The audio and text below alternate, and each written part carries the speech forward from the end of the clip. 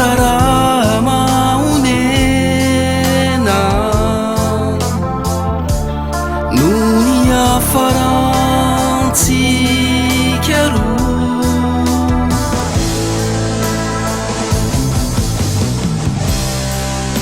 tsy mbola very akory ny fitiavako hatrizay lay fity tsy mety ho rava mandraky izay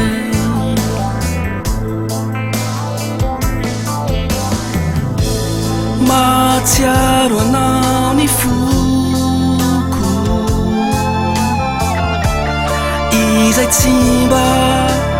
nanadino anao rano maso lava nefa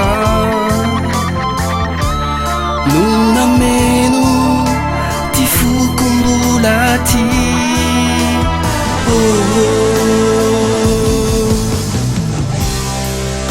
tsy mbola very akory ny fitiavako hatrizay lay fity tsy mety ho rava mandraky izay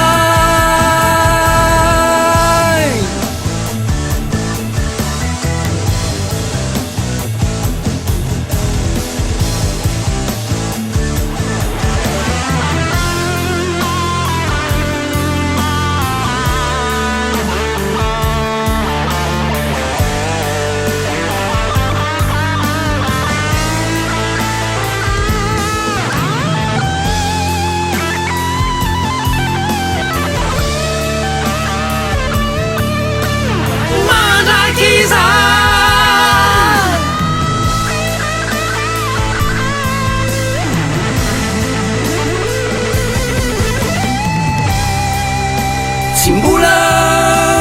very akory ny fitiavako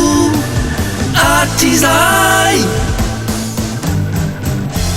lay fity tsy mety ho rava